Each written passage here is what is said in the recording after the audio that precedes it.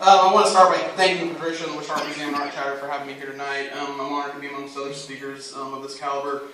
I've put on these events before for a local organization I'm part of, but this is the first time I've actually given one of these talks, and I've never been so simultaneously excited and terrified. Those of you who know me don't know that when it comes to talking, I don't do well with time constraints. Some of you might be familiar with this internet meme. They take a profession and they look at it from different perspectives. And this is like the loose premise for my talk tonight. And so some of this is going to start out broad and it's going to kind of taper in how people view creatives as a general whole. As an art director or graphic designer, I think a lot of the non-so-creative tend to view our industry by what they know from what they see in pop culture.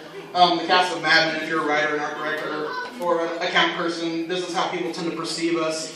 As a friend of mine said, like, creatives make easy characters for TV and stuff because we're mostly educated. We tend to be type A personalities. We're usually more interesting than accountants or, no offense to the accountants in the room. Maybe not as uptight as doctors or attorneys. And we're artistic, but we're not starving artists. So this is the same from Chasing Amy, where they're like comic book artists and just kind of cool settings kind of come with the territory. I'm a freelance graphic designer. I don't like the term freelance, so I choose to call myself an independent designer, but this is what most of my friends think I do. Wear graphic t-shirts and just sleep all day.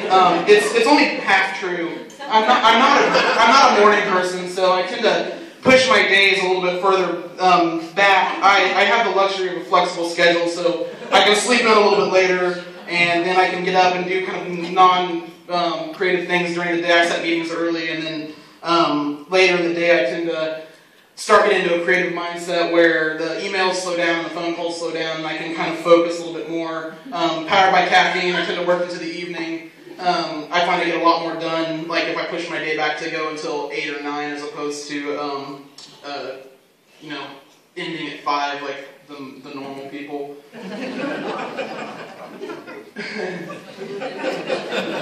I'm pretty sure that this is what the government thinks I do.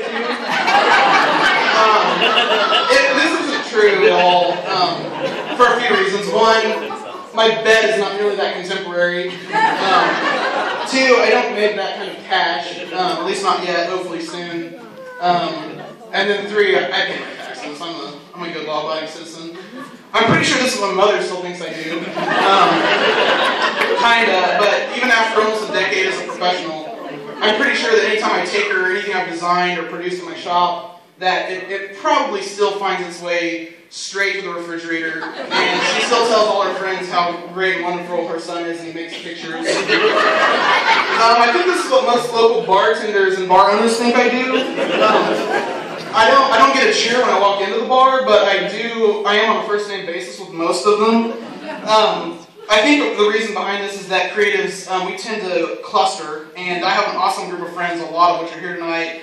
And my group of friends all tend to be art directors and motion graphics and video people and writers and comedians and photographers, and we tend to gather at local watering holes and we plot to take over the world, or we just bitch about clients and work and drink. Maybe a little bit too much, but we have a good time, and a lot of creative comes out of those sessions.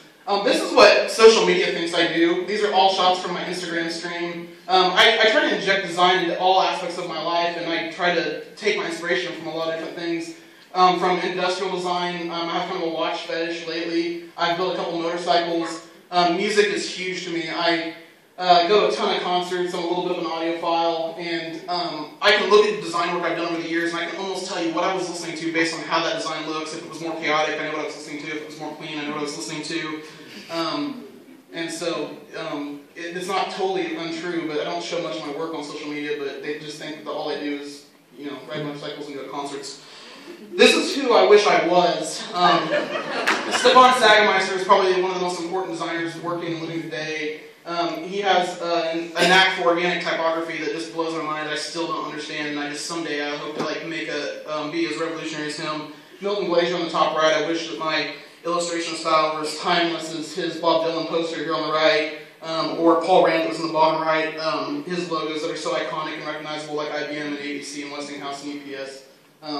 I strive to get to that level someday, maybe, if I'm lucky. What I really do this. On the left is an actual paid job where I got to stretch my illustrative legs a little bit for a Streamfield fly-in. Maybe some of you are familiar with that up in Benton, Kansas. It's kind of a cool event that happens every year. On the right is an illustration that I designed and printed for just a personal project, and then using some art shows. This is some of my branding work that I've done over the years. I try not to have too much of a style. I try to design for my clients' needs, but as you can see from some of this work that's a little bit older, it has a cohesiveness, but it sort of happens naturally. It's not necessarily something I'm trying to do. I'm a process junkie. I love knowing how the things I design get produced. This caused me to open Running Doves Press almost 4 years ago.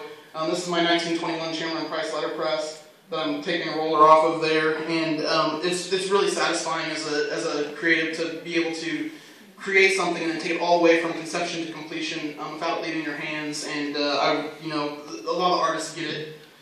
Just like surrounding myself with creative people, I also like to surround myself by creative spaces. Whether I love interiors, whether it's bars or restaurants. This is my studio over in Delano. I like to think of it as half studio and half creative clubhouse, and it's a great place for me to do work and or drink beer with friends or hang out. It's kind of fun. I'm going to finish with this quote from Chuck Palahniuk from his book Diary. He just said, "The goal isn't to live forever, the goal is to create something that will." Though tonight I'm just hoping that what I leave as my legacy is not the 6 minutes and 40 seconds of stumbling through this talk. So I thank you guys for coming out and hanging out with us tonight. That should be it. Boom.